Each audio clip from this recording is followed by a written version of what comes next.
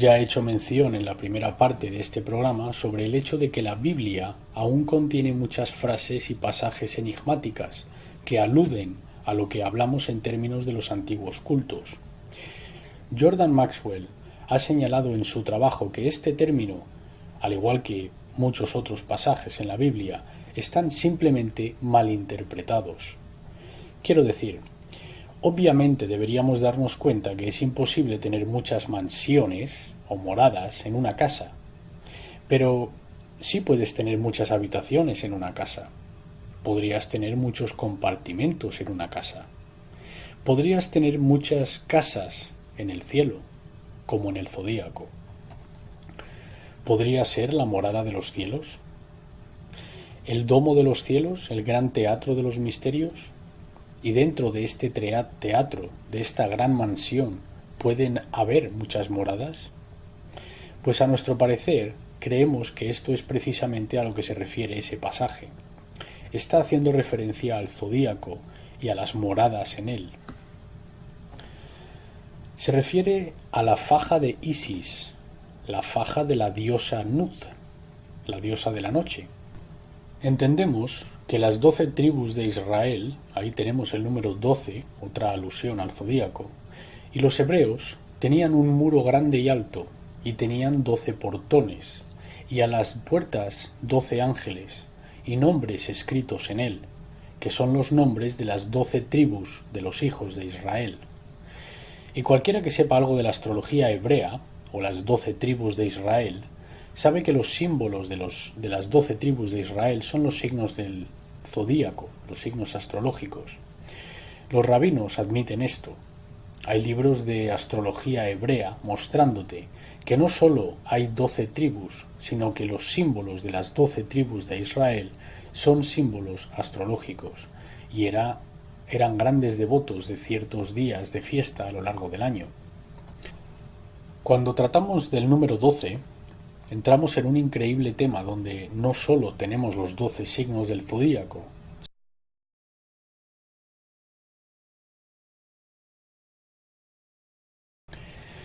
Jesús y sus 12 ayudantes será el ejemplo más común, sus apóstoles. Pero de nuevo, tenemos un mensaje aquí contenido. Si nos fijamos en la manera simbólica en la que se nos comunicó por medio de los artistas Miguel Ángel, Leonardo da Vinci y los demás pintores medievales y manieristas, descubriremos algo muy interesante. En la Última Cena, por Leonardo da Vinci, por ejemplo, entendemos que tenemos a Jesús en la Última Cena y entendemos que Jesús representa al sol. Pero si examinas esta extraordinaria pintura en detalle, encontrarás algo enigmático. Los 12 no están libremente agrupados alrededor del sol, alrededor de Jesucristo, sino que hay un patrón. Están en grupos de 3. Aquellos grupos de 3 representan las estaciones, las 4 estaciones. Representan los signos zodiacales, pero los signos zodiacales, por supuesto, están alineados con los meses, y notarás que cada grupo solo habla entre sí. Todos están comunicándose solo consigo mismos. Entonces, digamos, la primavera, el verano, el otoño y el invierno, eso es lo que estamos viendo como el verdadero tema en esta pintura, los 12, pero en sus divisiones de las estaciones. Porque entendemos que en el centro está el Cristo, el iluminado, el sol, quien regresará. Eso significa que dará vueltas y vueltas, ¿verdad? Solo para regresar de nuevo todos los días, en un ciclo diurno y también en el ciclo zodiacal del año. Cuando vemos los grandes templos y las grandes catedrales y las iglesias del mundo, notarás las 12 divisiones de las rosáceas. De nuevo, una conmemoración al culto estelar. La idea de la mesa redonda de los antiguos tiempos, donde los caballeros se sentaban en una mesa redonda para enfatizar que la verdadera mesa redonda se encuentra encima de tu cabeza, era literalmente el zodíaco. Cuando observamos el calendario celta, nos encontramos con el corazón del paradigma estelar y lunar. No solo encontramos los 12 o a veces 13 signos, pero también encontramos que estos signos estaban relacionados con la Tierra. Cada uno de los signos del zodíaco no se les daba un motivo animal, como encontramos hoy en día, sino que los asignaban con los 12 árboles.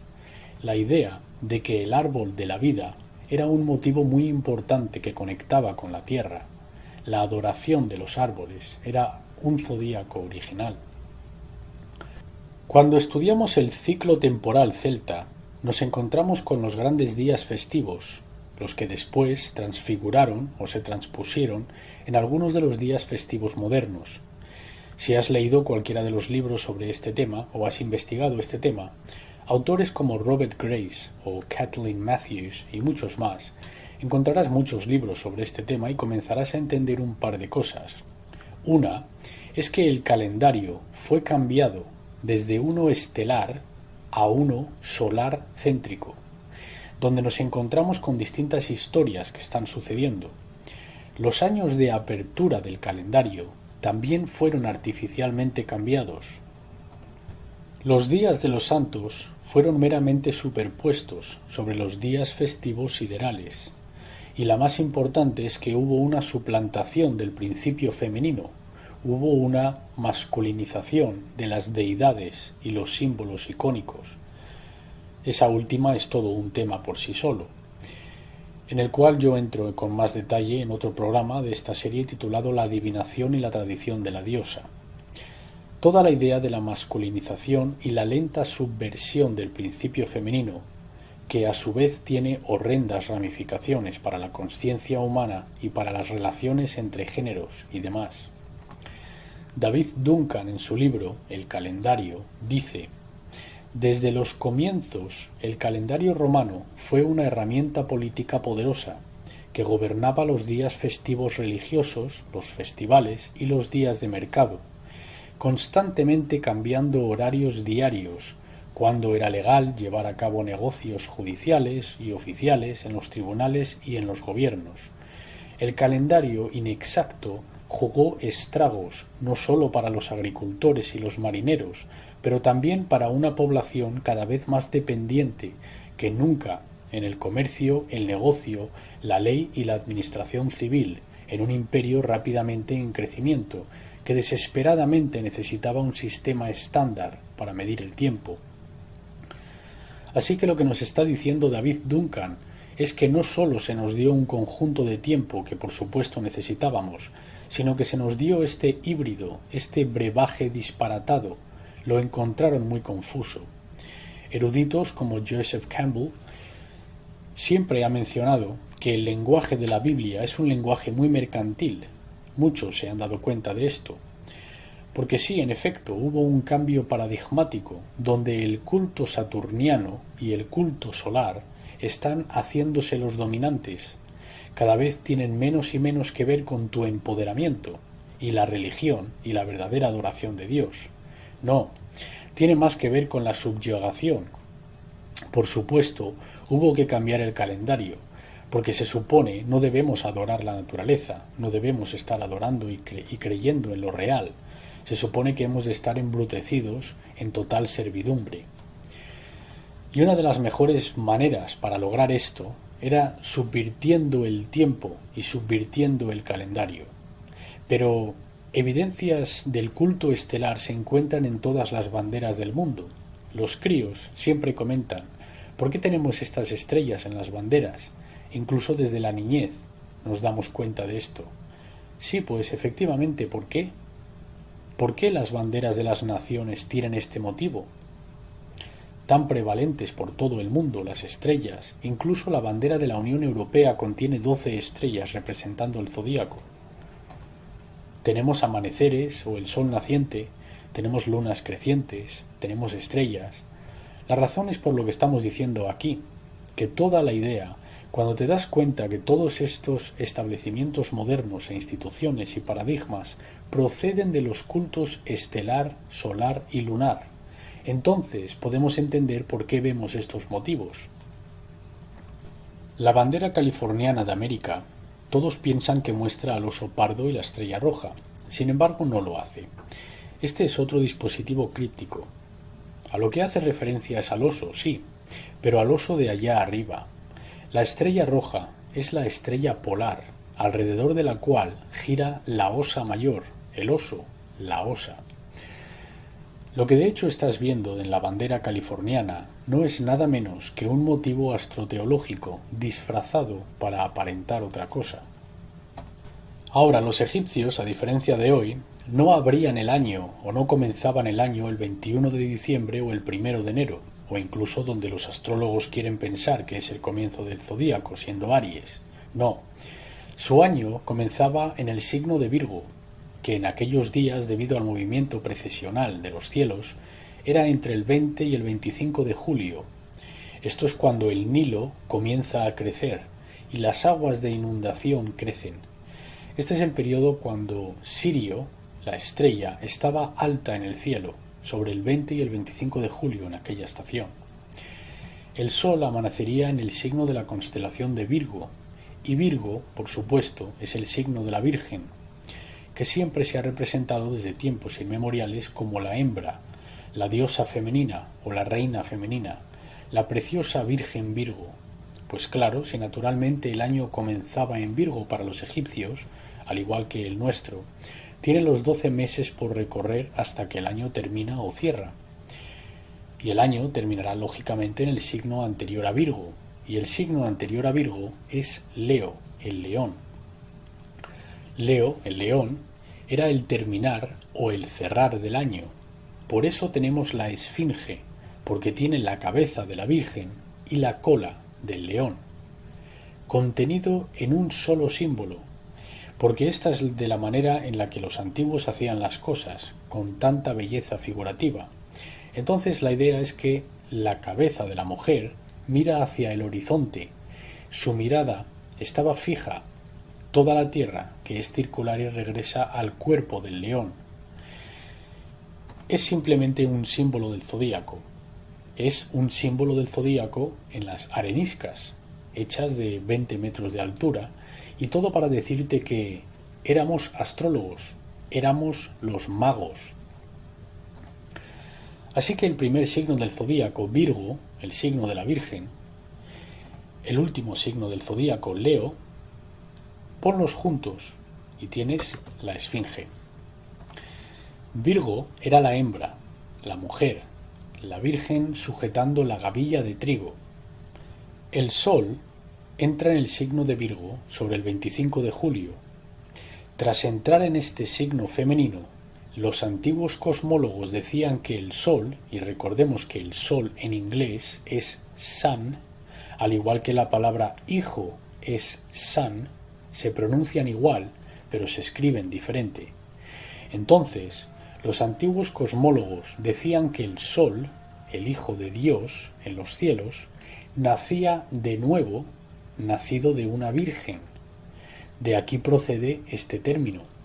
La idea cristiana de nacer de una virgen, uno de sus significados, porque hay varios, pero en el culto estelar, era la idea de que el Hijo de Dios ahora estaba naciendo en el signo de la Virgen, o de una virgen.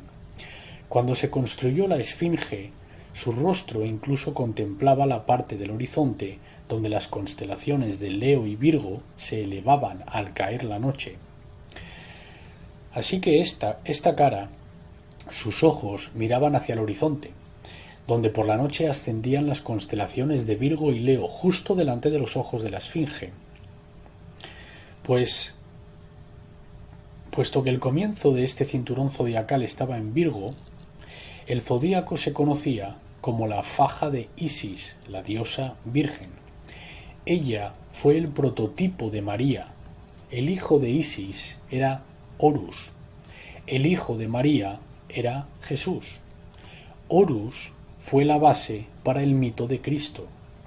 Su nombre significa luz, sol, y obtenemos las palabras horizon, horizonte, que es zona de Horus, Horus Zone. Y las horas también procede de su nombre, horas, hours, Horus.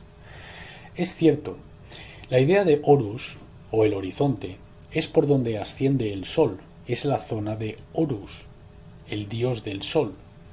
El horizonte horizon, zone, la antigua palabra para rezar en el periodo de Shakespeare era horizons, y todos sabemos que nos dirigimos hacia el este. Hay culturas que continúan haciendo esto, se giran hacia el este para rezar o decir sus horizontes o horizons. ¿Por qué nos giramos? ¿Por qué nos giramos hacia el este? Porque es por donde va a salir el sol. El sol asciende por el este. Adoras al sol. Es un culto solar. Y Horus, solo tienes que dar la vuelta a 2 letras en inglés y obtienes horas. En inglés hours, H-O-U-R-S, porque cuando querían saber la hora preguntaban ¿dónde está Horus ahora? ¿Dónde está el falcón dorado ahora? Que significa ¿qué hora del día es? ¿Qué horus del día es? En inglés incluso tenemos la expresión que decimos a nuestros críos que han de ser tan buenos como el oro, que significa sé tan bueno como el dorado, horus, porque tú eres un joven, que en inglés es young star, que significa una estrella joven, igual que Horus era la joven estrella de Isis y Osiris. Así que recuerda, cuando oigas ese término de nacido de una virgen, piensa astrología. Pero de nuevo, se nos está diciendo esto. Solo tenemos que fijarnos en el simbolismo. Una vez que hayas abierto tu hemisferio derecho y estés usando tu mente al completo y hayas aprendido a reconocer patrones, descubrirás que nada se ha ocultado de ti. La Madre María, con el sol sobre su cabeza y a veces la luna creciente bajo sus pies, la encontramos en el logo corporativo de hoy en día de Columbia Pictures. La Virgen con el sol reluciente tras su espalda o sujetando la gran antorcha, literalmente la Virgen en Virgo. Lo que estás viendo en este logo es ni más ni menos que un motivo astrológico. Y si has visto el uso subversivo del simbolismo sagrado, entramos en esto con mucho detalle, mostrando que hay una enorme cantidad de logotipos corporativos que proceden de esta idea del movimiento del Sol a través de las constelaciones. La Madonna original, nacida de una virgen. El culto solar se da cuenta de esto, se apodera de esto y mueve en las cosas. Horus, de repente, se alinea más con el Sol, sí, pero más alineado con, digamos, Aries. Jesús con el Cordero de Dios. Todos sabéis que el Cordero o la cabra es el signo de Aries, así que han desplazado el Sol, el Hijo de Dios, fuera de Virgo y le han colocado en un nuevo lugar, una nueva identificación. Y esto puede que esté bien en algunos aspectos, pero es lo que hacen los mitógrafos cada época. Cambian el simbolismo. Una vez fue el toro el que fue adorado y la diosa vaca, y representaban Tauro, el toro, después el cordero. Egipto está lleno de símbolos del cordero, porque ese era Aries, mientras el sol se desplazaba. Las mitologías cambian, así que la pirámide y la esfinge y muchas de las otras tumbas y templos y estructuras son evidentemente astronómicas y astrológicas. Incluso cuando vemos la reproducción de la esfinge, vemos que tiene alas. Puede que tengan garras o escamas, tiene la cabeza de una mujer, la cola de un dragón o un león. De nuevo, esto está representando las 4 esquinas o los 4 unificándose. Las alas, las garras y el cuerpo de un león representan los puntos cardinales del zodíaco.